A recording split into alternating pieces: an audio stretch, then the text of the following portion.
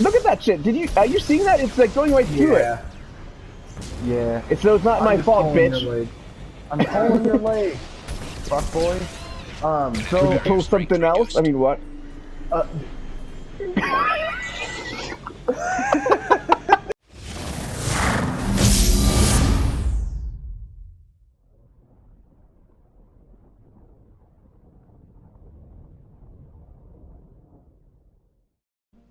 Alright, we are going to do Project Firewalker. And where is this one? This one's over here. Oh wait. Oh, I'm so close. Where is it? Where is it? Where is it? There it is. Launching probe. Scans have found something. Scans have detected the Hammerhead exploration vehicle and also show active data storage sites that may contain information as to the whereabouts of Doctors Case and Aloy. So the Firewalker mission was technically, I believe, DLC on the Xbox 360. It was naturally included on the PS3 at the time.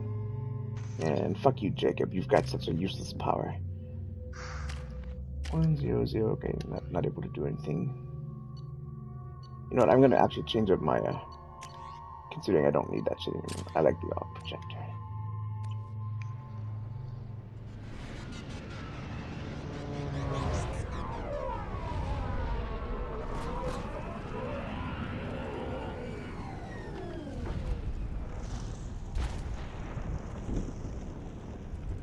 Alright, let's go for a swim.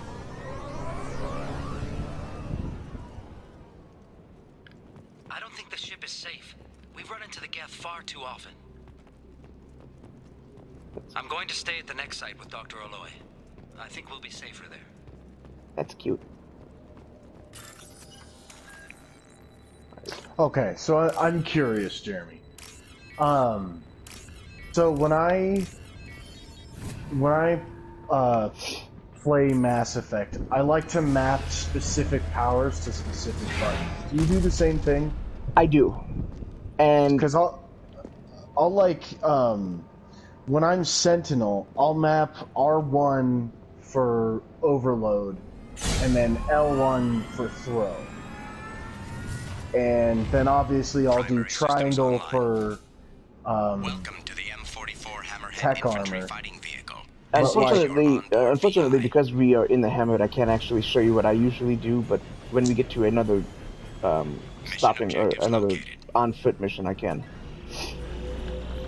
Caution, guided missile system Abilities that provide more passive effects, I'll usually map to triangle, and then combat abilities. Suggest taking a closer look.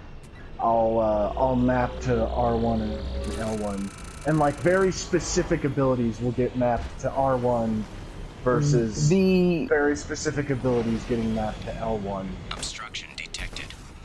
In Path is now clear. this game, I usually map the class ability to triangle because it's naturally default. I do the same. And then, I mean, like it's basically mapped like that to begin with anyway, so it's not like you really have to like map it per se. But depending on the two additional abilities, depends on like what I'll do. So you gotta figure out where it's over here. I think the last Vanguard playthrough I did in Mass Effect 2, which was on the PS2 version. PS2? Wow. PS3 version. I think I tried putting Vanguard on R1. Or putting the biotic charge, not that. See, for me, aside from this playthrough of me playing as a Sentinel, on the Legendary Edition, I've only ever played the Infiltrator. I'll get up there. I've only ever played Infiltrator with the Legendary Edition. Aside from this playthrough of playing Sentinel. And I have no idea where I'm going. It's funny, because I had never done Sentinel until the Legendary Edition. Really? Yeah, I was always like Soldier, and then Vanguard for a little bit, and then I want to say I tried Adept and didn't like it. Oh man, that was I don't know how I did that. Go grab this one first. With the Legendary Edition, I was like, my first playthrough in Mass Effect 1, I was like, I vaguely remember Throw being really good in Mass Effect 1, on the PS3 version. So I was like, you know what? I'll go Sentinel because I know it has Throw and Overload. Because I think I had done Sentinel once. Or no, I was going off of my knowledge of the multiplayer for Mass Effect 3. So I was like, I know that Sentinel has a good mix of tech and biotics, so I'm gonna do Sentinel for Mass Effect 1, and I actually really like it because I can use assault rifles, which are my favorite weapon, like my preferred weapon in Mass Effect, and I get a good mix of tech and biotics, namely Throw and Overload, which are, in my opinion, the most useful tech abilities for my playstyle. See, the funny thing is that, and I saw an article about this like a really long time ago, and I don't remember if it was specifically regarding the Legendary Edition or regarding the original PS3, Xbox 360 version. But it was the article was about how the person that wrote it basically said something along the lines of that X number of people, like an X number of percentage, it was like, I don't know, 60% or some it was like over half percent of people play the most boring class, meaning that they were referring to the soldier class, because literally the only ability that the soldier class has is to have well, that's in Mass Effect 2, but in Mass Effect 1, literally the only ability that the soldier has is to have all guns. like legit, like legit, the only thing that the soldier has in pretty much the entire trilogy is to have all weapons. And so, like, I thought that was like funny because when I first started playing this and I was reading up on the classes, because Mass Effect 2 was the first Mass Effect that I had played. And so when I was reading up on all the different stuff that like each class could do, because again, Mass Effect 1 was not available on the PS3 at the time, and we have used half our fuel. And it was it obviously had vastly different abilities than either Mass Effect 2 or 3 had. So when I first played Mass Effect 2, it like each class had their own unique ability. And as I'm reading up on this, let me go to another one of the. While we're just chatting, not doing anything story heavy, let's do some more Firewalker shit. All right. As I was doing the Mass Effect 2, and I was like reading up on like all of the unique abilities. Oh, hey, I haven't even just. That's right. This is new because I just did Firewalker. Gotcha. Because of that, the one class that really stood out to me, and should I scan? No, I'm not gonna scan. The one class that really stood out to me was the Infiltrator, because they had the ability to cloak, and that just like naturally took me as to like this is gonna be like fun to be able to cloak and everything. Detected. Which, for the record, I've actually changed up how I've maxed out my Shepard for the Legendary Edition. Usually what I do is let's see, scans have found locations matching the description of Dr. Case's survival site. Exploring the site could reveal valuable mineral emission data. Warning, Geth presence detected on planet's surface. Use extreme caution. Let's do this. The thing about crap, I lost my train of thought as I was reading that shit. Lap. Nice. Good work. Thanks. Proud of you. Thanks. fucked. Shut the fuck up. Get fucked. You know what? If you don't have anything nice to say, don't say anything at all. Oh, shut the fuck up.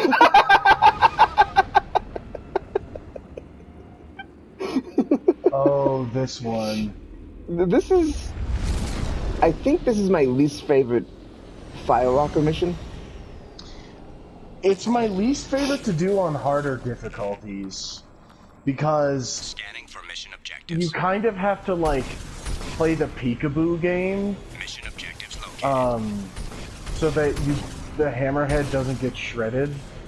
Especially in the areas with the colossi and the armatures. It's really annoying. It's a fun mission when the hammerhead doesn't get fucking obliterated. So basically on the lowest difficulty. Lop, which I never play on. Well, I usually will do like normal or veteran, but my last several playthroughs I've done hardcore because the game's just more fun when there's more of a challenge.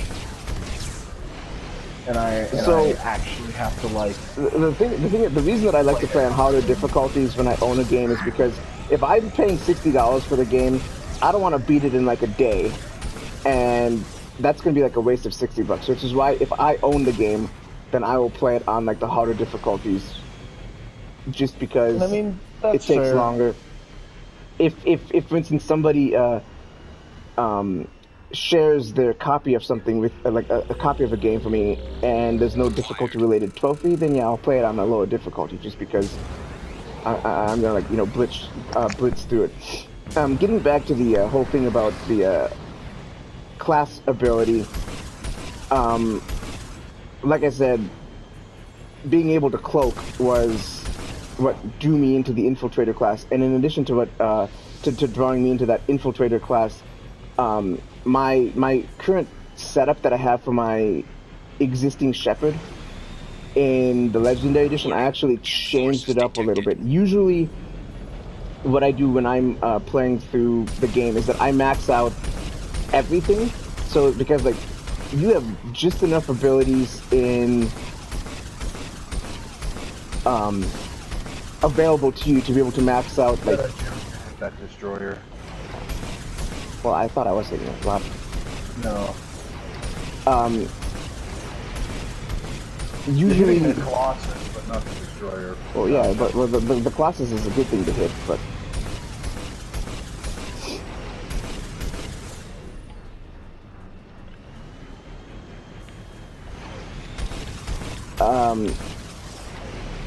oh, that's... God damn it, there's another one back there? I think I got it. Usually when you do your... Like, I can pause it right here to show you. Oh, no, I can't. I can't look at my squad. Son of a bitch. I'll have to do that in the... Oh, shit. Oh, God, I was, like, going all over the place without them.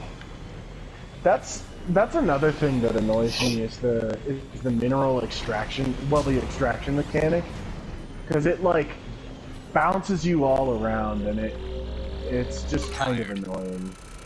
Yes, sometimes it's easier to control than others, but like I guess if you do something just wrong or something like that, it like ping pongs you all over the place.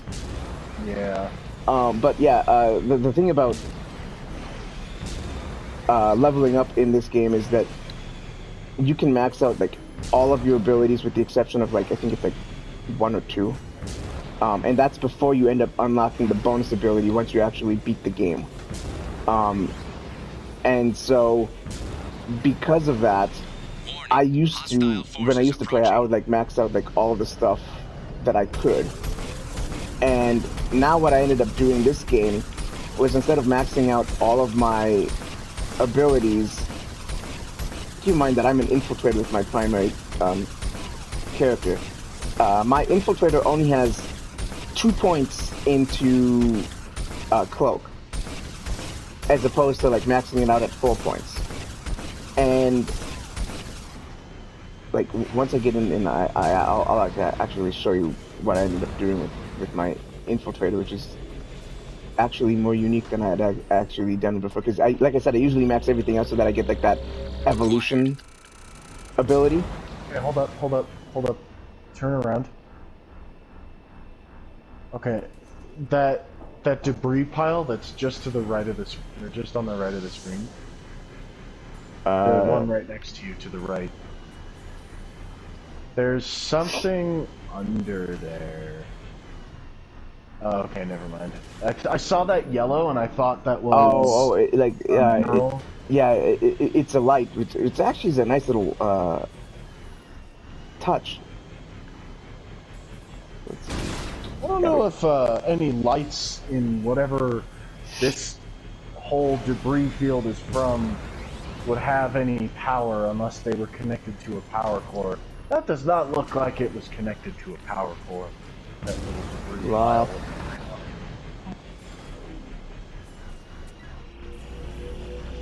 My least favorite extraction complete.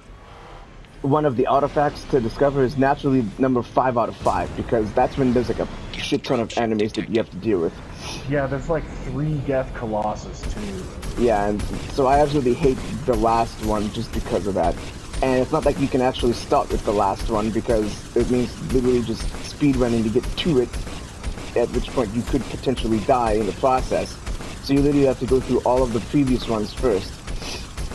Yeah, that's why I said this mission is really annoying to do on the harder difficulties, and I'll always do it because I'm a completionist, but it's still annoying as hell.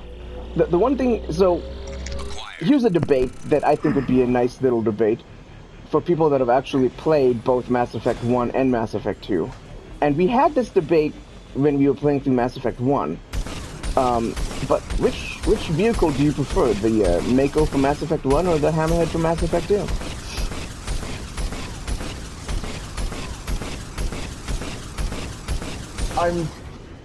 I don't remember my full answer, but I'm changing my answer a little bit. Because I have a feeling what I answered. Aesthetically, I like the Hammerhead more. Fuck. In terms of like actual gameplay, I like the Mako more. Extraction complete. I'm gonna actually agree with you on that. Like, I absolutely hate the Hammerhead for its... I'm gonna try and cheese this if I can. I'm just gonna... Warning. Geth forces There we go. detected. I activated the Geth and now I can be on this platform. Far away from being shot at. Yeah, the Hammerhead is just so squishy, and its main weapon is boring, homing rockets. I always like the, you know, the shell cannon and the heavy machine gun of the Mako. Plus, the Mako's just a fucking tank. Though aesthetically, I do like not the gimmick, but just the overall look of like a hovercraft vehicle. I prefer that over just the kind of like armored personnel carrier with a fucking heavy cannon look of the Mako. Alright, before I actually get that.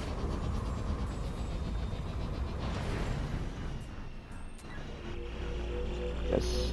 Played this too many times to actually remember this one. Extraction complete. I do also like this level's just overall level design, but at certain points, it looks like you're controlling a little RC vehicle. You know what? I'm glad you actually. I'm glad you actually mentioned that, because every single time that I play this specific mission, I always think that I'm in it's a tiny vehicle in like a giant-sized map, like almost yeah, exactly. And I get the same feeling when I play this mission. Like you're taking your Hot Wheels cars through one of those like assemblable tracks, you know? I just want to point out now that I hate the fact that we've thought that same thing for like the bajillionth time. I don't know. I like the overall level design of that mission. It's a cool little. I just like the crashed like ship aesthetic with like the acidic sea. Like it's a very cool level. It's hard not to feel like you're just controlling a little RC vehicle. Yeah, and like every single time that I play that one specific Firewalker mission, I think the exact same thing. And again, you guys can pause this if you want to read it. Well, great idiots think alike. Yeah, I honestly cannot believe that that you actually had that same thought when you play that mission. Okay, so basically the squad. From all of this, you get enough points to be able to max out like 1, 2, 3, 4, 5, and 6. So you get enough points to, I believe, be able to max out 6 out of these 7 abilities. It might be 5 out of these 7. I could be wrong about that. In fact, I think I am. I think it's 5 out of the 7. The way that I had my infiltrator, which is my primary shepherd, maxed out, is my shepherd. These 3 right here, which is like this one's Overload, Cryoblast, and Defender. These 3 right here for my shepherd was Incinerate, and then AI hacking, and then of course your for me it's obviously Infiltrator, and it starts like you can evolve it. I usually evolve it to Agent. These 3 I have maxed out at level 4.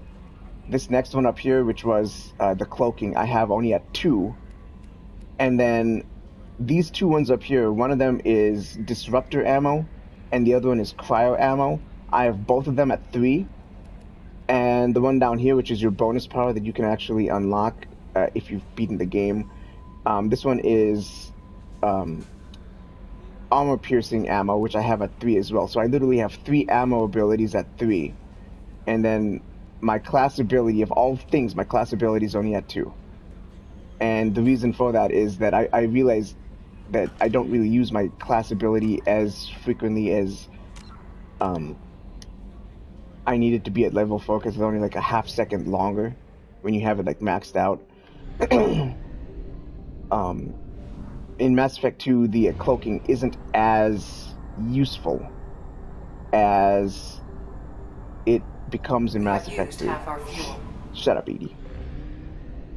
Yeah, because in Mass Effect 3, you can stat it for like massive damage boosts, and that's why the Geth Infiltrator, like the base game Geth Infiltrator in the multiplayer, was so ridiculously powerful, because if you stat it into the right things, you could make your damage boost on decloak like big enough to like shred Atlas mechs in like 2 seconds with the Piranha shotgun. Yeah, and Edie, I mean, this is, most people that are watching this will already know this, but like Edie becomes a squad mate in Mass Effect 3, and she had like a repair matrix. She, in the multiplayer, they based her design on one of the multiplayer characters, and the multiplayer character in Mass Effect 3 had, number one, a repair matrix, which basically, if you go down, you automatically get yourself back up. What's that? Well, wait, I thought the Edie character, the Edie Infiltrator in the multiplayer, was a DLC, like one of the free DLC characters they released. She was. I have detected an anomaly. She was like all the multiplayer DLC in Mass Effect 3 was free, which bless Spyro for not charging us for that shit. It's surprising that it was, considering BioWare is owned by EA. Or published by EA. $EA. Lop. Okay, so research station detected within volcano on planet surface. The research station's data storage systems are still active and may contain valuable information. Warning, volcano is unstable. Advise extreme caution. But yeah. This is my least favorite of the Firewalker missions. It's just boring. Lop. to be honest, and this is almost the sad thing, is that even though you get like a decent vehicle out of it, I was never really drawn to the Firewalker missions, like any of them, because you're literally just driving around in like this vehicle that's like a paperweight because it's so fucking fragile. Yeah. And like I'll be honest, I'm actually glad that there's only 5 Firewalker missions. Now that being said, when you actually do the Overlord Primary systems DLC, online. you get to drive in the Hammerhead as Adverse well. geothermal activity has rendered And pathfinding function inoperable. It It's not doesn't. Please use manual It's not controls to just a locate boring research collection mission. That is true. So let's see. I forget which way I go usually. I like the Firewalker missions aesthetically, like the Level design? on the Firewalker. What? What? Base. Warning. Area You compromised said level due to design as I said unstable level volcanic design. activity. The level design on the Firewalker Extraction missions complete. is nice. Like I enjoy it visually. I don't hate the missions themselves. They never had enough action for me. Oh shit! Most of Oh them. shit! Oh shit! Oh shit! Oh shit! Oh shit! Oh shit! Ah! You can save it, Jeremy. You can save it. No, I can't. No. You shouldn't have boosted. The moment you boost is the moment you... Yeah. I can't You believe I could've- saved that shit. You could have floated down. I'm pretty sure you would have made it if you had just floated without doing the speed boost. Nothing Your on left. that side. I know. I'm just checking around this. Nothing over there. Yeah, the Firewalker missions are just... Acquired. They're meh. Overall. Despite the fact that I like them visually. I'm gonna agree with. I fucking hate the fact that I agree with you on this. But yeah. Shut up. The Firewalker missions, I think the devs are trying to make them fun, but I mean, they're fun in theory. They're just not like, the best thing ever. Like, there's so many other missions that are like top tier. This is like,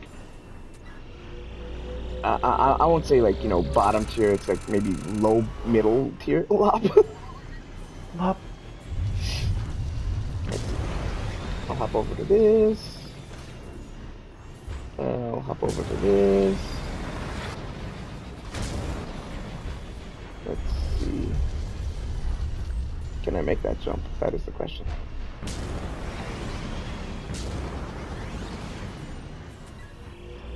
Yeah, there's a... Extraction complete. That's the thing about Mass Effect 2 is that there's so many unique side content. And unlike... And I don't know if I've actually mentioned this ahead of time or not, but in Mass Effect 1, when we were playing Mass Effect 1, Extraction complete. we skipped a lot of the side content because it is boring and repetitive. I have zero interest, or zero desire to actually skip Research base entrance ahead. any of the side content as we play through it in this game. Like, I'm gonna do every single side mission in this game, even like the little 5-minute missions, because every single mission is unique, and there's a lot of side content in this game that is very unique. So let's see. Okay, medical. But yeah, I'm looking forward to a lot of the other side missions, and here's one of the interesting things. Ben actually had brought up like a really cool idea, was for us to play through some of our favorite missions with like a primary shepherd, as opposed to doing this so that it's not necessarily easier, but so that it's more enjoyable for us as well as the viewer. Dr. Case's log number 1, blah blah blah. You can pause it. Blah blah blah blah blah. the only downside to us playing through some of our favorite missions is the fact that Mass Effect 2 has so many so many good favorite missions that it's like, you know, which ones would we actually be able to do?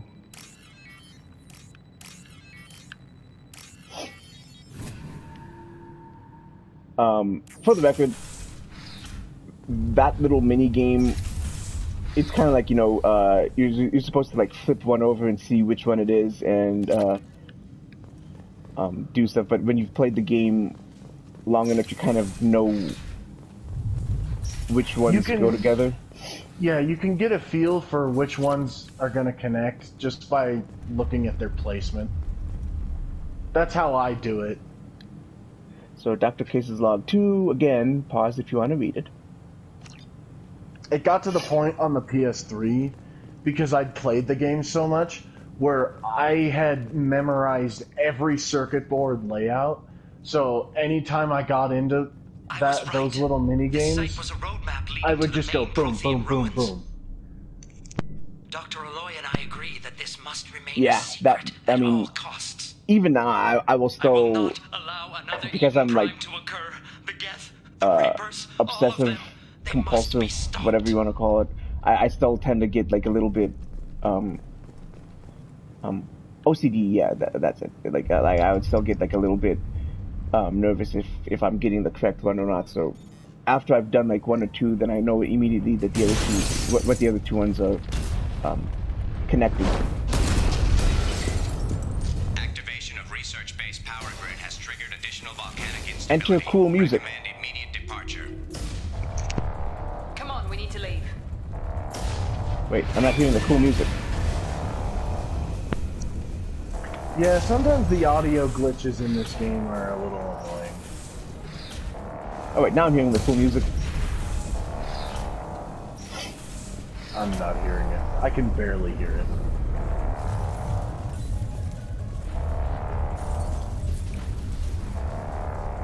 That's something else. As soon as we get out of this section, as soon as we get out of this specific section, I'm going to give a plug to the musical composers of not just this game, but the entire trilogy. They deserve a lot of credit, because without them, we wouldn't have some absolutely incredible sequences. And I'm not talking about the in-game music, although, yeah, admittedly, I am talking about the in-game music. The in-game music itself is actually really nice. There's certain levels where, like, I absolutely love the in-game music. Tally's both recruitment and loyalty missions. I love the in-game, like the combat music. And that's something else that I wanted to point out, is that every single character that you actually encounter in, or rather every single squad mate that you actually get in Mass Effect 2, they all have a unique track for them specifically. So, for instance, when you play Morden's recruitment mission, which we already did, when you play Morden's recruitment mission, you'll hear the exact same theme on his loyalty mission. The same thing can be said for when you play Grunt's recruitment mission. You'll hear his exact same theme during his loyalty mission. When you play Thane's recruitment mission, you'll hear his exact same theme for his loyalty. Like that was something that was like actually really cool that they did. And out of all of those themes, not because I'm biased, or not because I'm not biased towards this specific character, but Callie's theme is hands down my favorite. And keep in mind that I like Tally, but she's not like an absolute like one of my all-time favorite characters per se. I mean, like I said, I just really like her, but it's just her theme that I absolutely love. And in addition to like her theme, and obviously we'll get into this once we cross that bridge, probably like in the year 2026, because it's going to probably be that long before I actually beat this. But the cutscene for the final mission, Ben knows what I'm talking about, and I'm sure many of you do too. Mm-hmm.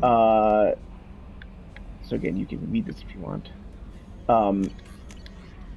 that musical score, which is composed by Jack Wall, is hands down my favorite piece of music from the entire trilogy. And again, once we cross it, I'll like remind you all about it. But one of my other favorite pieces of music is the opening of Mass Effect 3, which was composed by Clint Mansell. We have used half our fuel. Shut up, Edie. You can't forget about Sam Hulick. Yes, Sam. And for the record, for those that even care, and at another time when I actually have the list in front of me, I can go down and list all of the Mass Effect composers that I actually follow on Twitter. But I do follow Jack Wall on Twitter. I do follow Sam Hulick on Twitter. I do follow Clint Mansell on. I'm pretty sure I follow Clint Mansell on Twitter.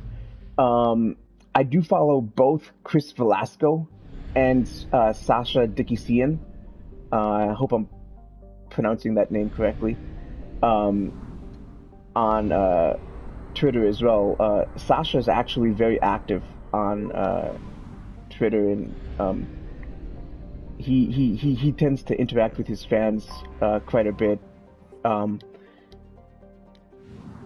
yeah, and at another time I'll actually plug their. In fact, I could probably do it in this video by listing their Twitter accounts in the text.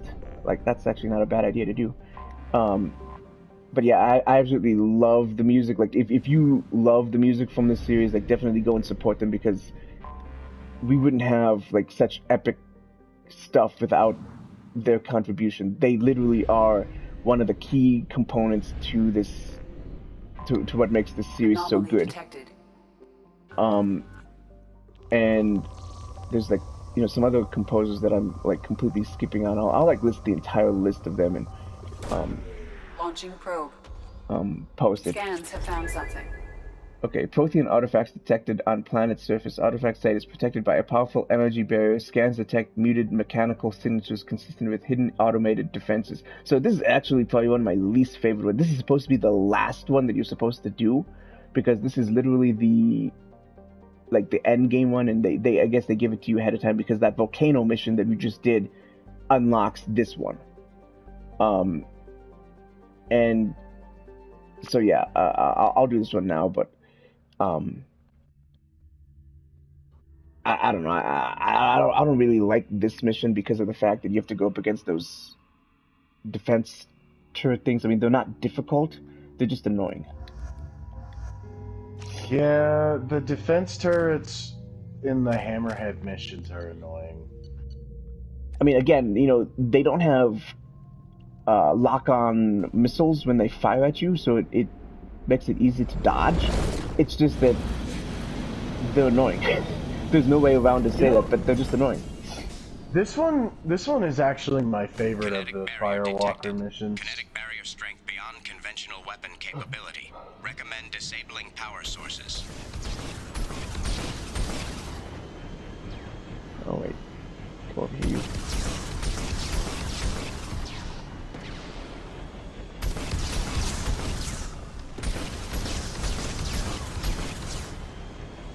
Keep forgetting that I'm not playing on like Insanity, so they're not as tough.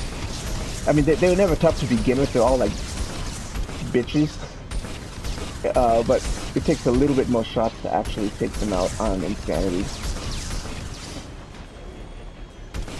If you know how to aim your shots, though, it's much easier. Maybe you should try it. Dude, the fucking. Okay, well that. Yeah. Look at that shit. Are you seeing that? It's like going right through it. Yeah. It's not my fault, bitch. I'm pulling your leg, fuck boy. So would you pull something else? I mean, what?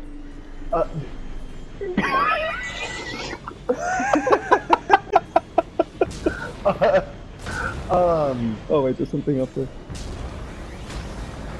Actually, Jeremy, one thing that will help you with these is distance from the turrets makes the rockets a little more accurate. Like putting more distance I'm gonna see if I can hit that from here. Oh, what the fuck? Yeah, invisible walls. That was close, Missed. but... Thank you, Captain Kinetic Idiot. barrier strength reduced. You're welcome, Commander Dumbass.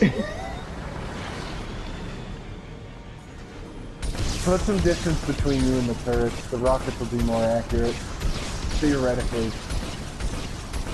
I think also, at one point during this mission, I found that jumping, having the rockets, when the rockets have to like arc downwards, they typically hit easier than having to arc to the side. That would make sense. So if you're further back from them and in the air when you're firing, you're gonna hit more shots and kill them quicker. Let's see.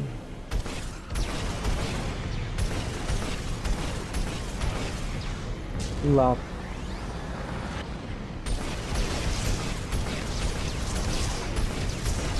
Oh god. Yeah. You know what? Shut up! That was just reticle placement there. I thought you were gonna say that was just user error. Yes. That too.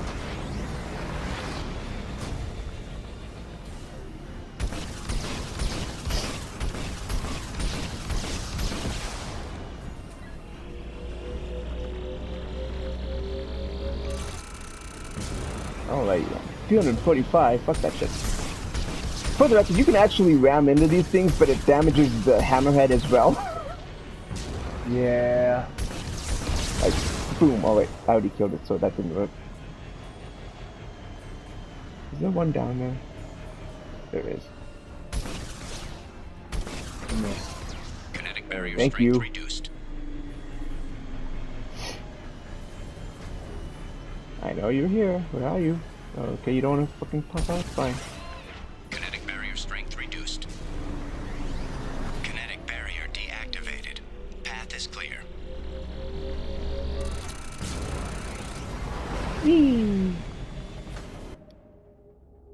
Going inside to do this. So yeah, you know, speaking of the side missions, there is one specific group of side missions that I absolutely love in Mass Effect 2. And well, first off, I don't want to actually get to them until I have Garrus on my team, because the first specific one of those is like a sniper addict's wet dream. You can read this if you want. Oh, close. There you go. Because, and keep in mind that when I do this one specific mission, I almost always have Garrus and Zaid on my team. And keep in mind that I'm an infiltrator, so my natural ability is a sniper rifle as well. So we'll have like 3 snipers, and we will like I will strategically place them, and before you actually encounter the combat in this one specific mission, and some of you may know what I'm talking about, but you actually uncover a log, and the log basically says that there was a malfunction, and this cargo has 180. Let me say that again. 180 Dr. Aloy must have been indoctrinated by the Reapers. Loki I mechs. found him sending our data And to a Geth ship. when you actually I do won't be this responsible for mission, another Geth attack. Another Eden Prime. I've silenced Aloy. Forever. when you actually do this mission, you can actually destroy all 180 mechs. like they actually have an actual count of the 180 mechs. And in addition to the 180 Loki mechs, there's also one Ymir mech. And so you can literally, like, the Ymir mech is almost always something that you have to destroy if you want to, like, complete this mission. It's too late for me.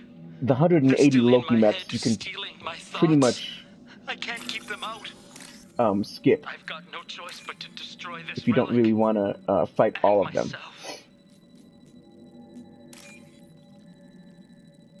You know, this mission that you're doing right now, the more I think about it, the more I think that it's actually related to the Leviathan DLC in Mass Effect 3.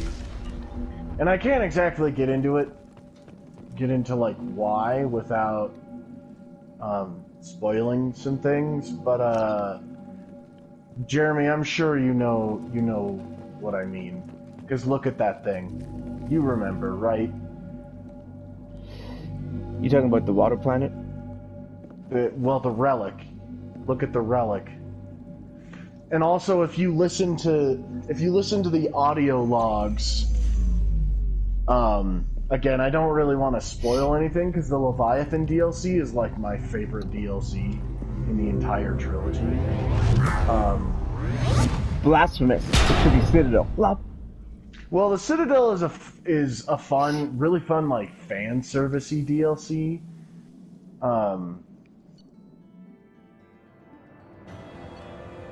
But like, if you listen to the audio logs on this mission, and you hear kind of the like frantic way that. Oh, I missed 500 Element Zero. Oh well. That Dr. Case talks about finding Dr. Oloy, sending data to a guest ship, and talking about silencing him forever. Like, it's later on when you play the Leviathan DLC, you can connect the dots, I guess. It makes a lot more sense.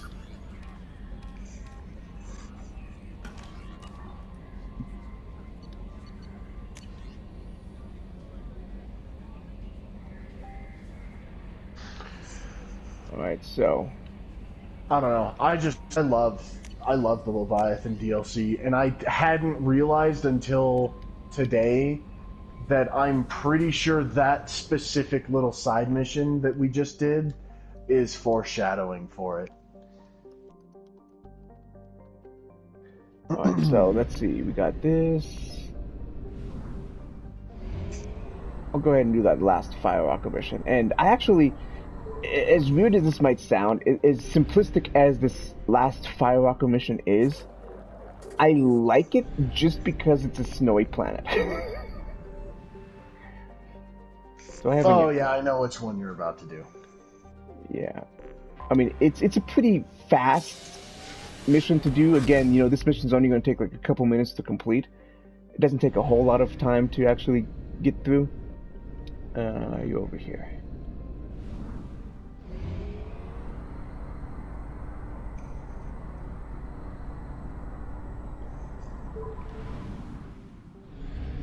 So yeah.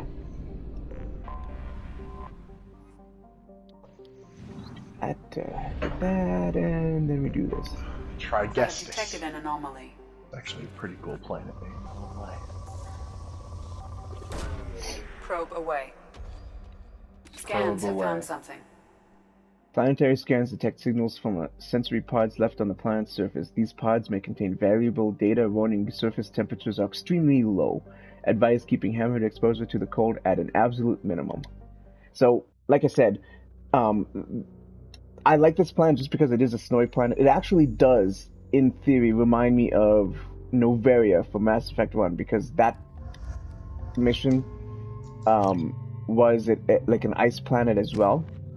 And so it tends to get very like any type of time that you do an ice planet, I just like it because I love it's funny because I like both tropical planets and I also like ice planets, and it's because I actually like both types of climates in real life. Like the thing that I like about ice planets is it just reminds me of snuggling up in during the winter time, watching the Lord of the Rings extended edition. I mean, what? Which, for the record, Ben, we have to do that. We have to go ahead and do our annual Lord of the Rings extended edition marathon. True. Extraction complete. and we got to get somebody else to join us. I mean, a couple years ago when we did it, we did it with Mike and supposedly Oz. Oz couldn't join last minute because he sucks, and Mike joined for like 1.5 of the movies. You have no idea how disappointed I was in that entire sequence because I fucking bought snacks. Extraction complete. Like, I went out the day before we were going to do it, and I'm like, okay, I'm going to buy this, I'm going to buy this, I'm going to buy this. Like, I legit actually bought snacks for that 12-hour marathon. Extraction complete. Which, for the record, I think that Oz actually had a good idea of, like, not to watch all of them in, like, one day. Maybe not even to watch, all of them in, like, 3 days, but, like, to watch 1.5 in one day. And 1.5 in another day. Extraction complete. But yeah, if you're watching this and you like Lord of the Rings, tell us which is your favorite Lord of the Rings movie, and why is it The Fellowship of the Ring?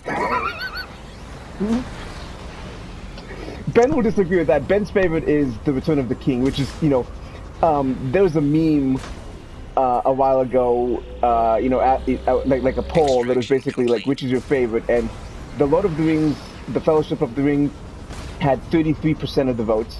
The Lord of the Rings, The Two Towers had 33% of the votes.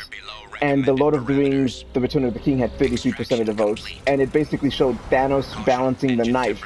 And it's like, Perfectly balanced as all things should be. yeah, and like that's pretty much what it is that there's literally no wrong answer as to which is your favorite. Like, they're all absolutely incredible films. So, oh man, I almost missed that. Agreed. Okay. The Extraction complete. Objective complete. Return of the King is my personal favorite for a number of reasons, just because I like... There are specific scenes that I really, really like in that movie, but also, I love Return of the King simply for the fact that it could end about 7 or 8 different times, but then it just keeps going. There's actually... And then when the credits finally roll, you're just like, wow, that was like the 8th ending to the movie. There's actually... go on. Keep going. Well, I was going to say that there's actually a video of Elijah Wood on the Graham Norton show when he's actually talking about... he was backstage with Jack Nicholson, and Jack Nicholson actually said that he walked out of the movie because there was just so many endings. And Jack had actually asked Elijah, like, like how does it end? Like something that was like, really just fucking hilarious. And Robin Williams, bless him and rest his soul, was actually on the couch with Elijah Wood. And that somebody's telling a good story when it makes Robin Williams, of all people, crack up, because Robin Williams was absolutely in hysterics at Elijah's story with regards to the fact that Jack walked out during this. It's on YouTube. You should definitely, like, if you want, you should definitely go and check it out. But it is actually freaking hilarious, the fact that they actually brought that up, the fact that there's so many endings to that movie. Yeah, it's really funny. I haven't seen that interview, but I'll have to find it and share it with you because it's gold. I do love all 3 movies. I think Fellowship of the Ring could be my favorite, if it weren't the one that I fall asleep during the most. I can say also specifically what parts, like, I'll fall asleep during. I know the part that I consistently fall asleep during is the part before they get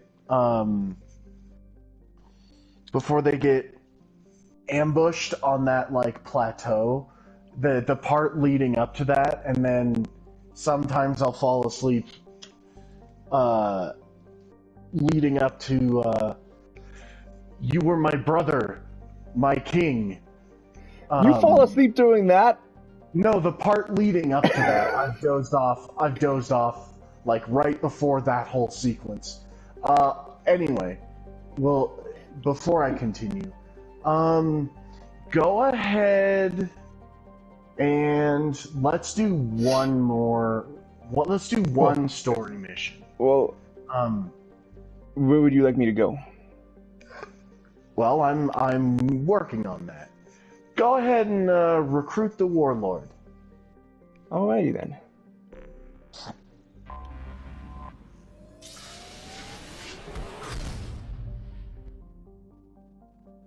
Let me go right down to here really quick.